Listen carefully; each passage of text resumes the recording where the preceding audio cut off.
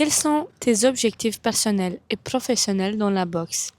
Mes objectifs personnels et professionnels seraient de monter sur le ring en Belgique. Euh, j'ai traversé tellement de choses en me disant que ouais, ce serait une satisfaction de monter sur le ring et montrer d'où je viens et qu'est-ce que j'ai dans le ventre. Qu'est-ce qui t'a motivé à commencer la boxe? Ce qui m'a motivée, c'est que j'étais perdue dans ma vie. J'allais pas bien, j'étais en dépression. Dans ma vie, c'était le chaos. Et le fait d'avoir commencé la boxe, d'avoir mis les pieds dans une salle de boxe, ça m'a sauvé la vie. Ça m'a montré qu'il y a un autre chemin et que la douleur physique est moins pire que la douleur mentale. Si Dieu est avec nous, qui sera contre nous? Quels défis as-tu rencontrés en tant que boxeuse et comment les as-tu surmontés?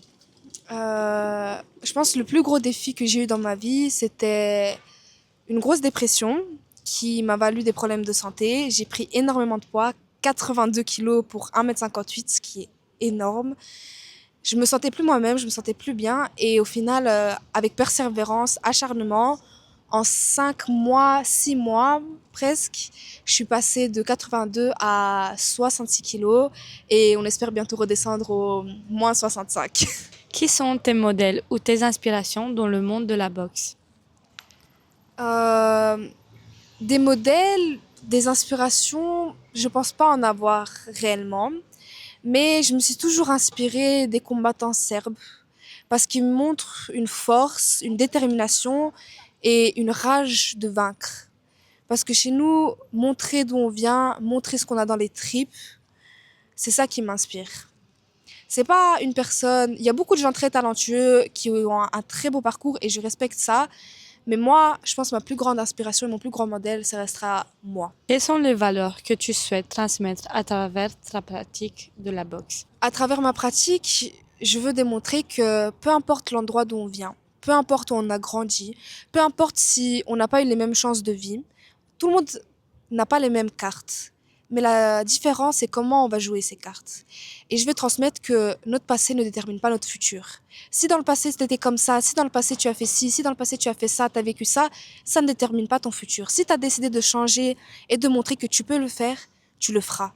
Et c'est ça que je trouve beau dans la boxe parce que on ressent quand la personne elle tape, quand la personne elle se déplace, dans son regard, on ressent tout ce qu'elle a traversé, tout ce qu'elle a vécu et où elle en est. Comment équilibrer ta vie personnelle et ta carrière de boxeuse? Pour ma vie personnelle, ça va, c'est pas si compliqué que ça parce que je suis encore jeune, même si j'ai des études à l'autre école, je travaille à côté, des fois c'est compliqué.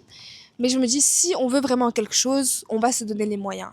Je peux mettre 2 heures de ma journée juste pour faire du sport, juste pour m'entraîner, parce qu'au final, l'école, ça épuise, le travail, ça épuise. Même si on travaille la tête, le corps a besoin.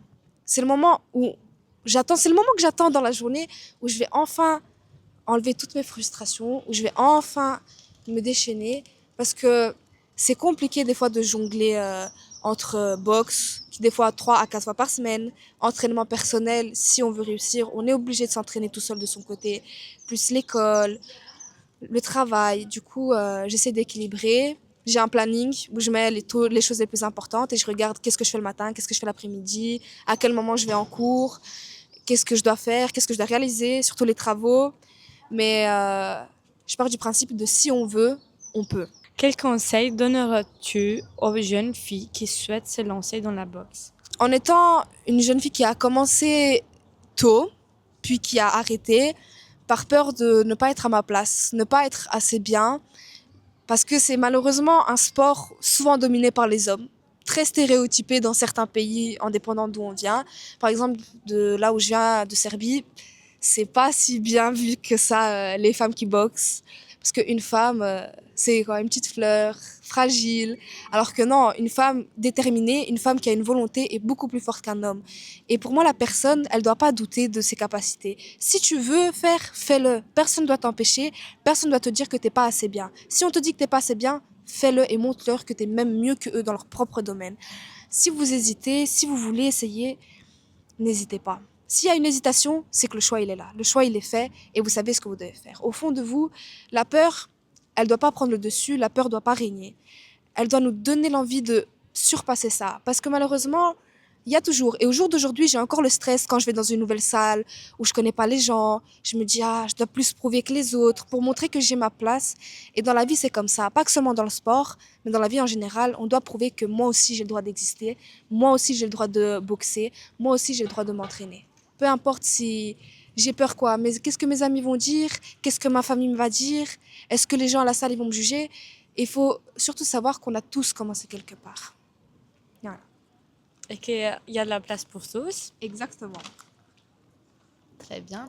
Et que la peur ne signifie pas un Qu'on est obstacle faible. ou qu'on est faible. Qu'on est faible parce que beaucoup insinuent que la peur est liée à la faiblesse, mais non. Si tu assumes que tu as peur, c'est là que tu te rends compte de ta vraie force intérieure. Et donc, c'est ça le courage. Pas la manque de la peur, mais Exactement. pouvoir Avoir peur. l'affronter. Exactement. Le vrai courage, c'est quand on reconnaît qu'on a peur et qu'on va se donner le moyen d'affronter cette peur et d'aller au-dessus de cette peur. Très bien, Anastasia. Merci beaucoup. Avec plaisir. Et le micro, il est éteint. Je crois qu'il était jusque ça. Il n'y a que nous qui peut sortir des choses comme ça. On a des bonnes Ouais, je pense petites pas. pistes.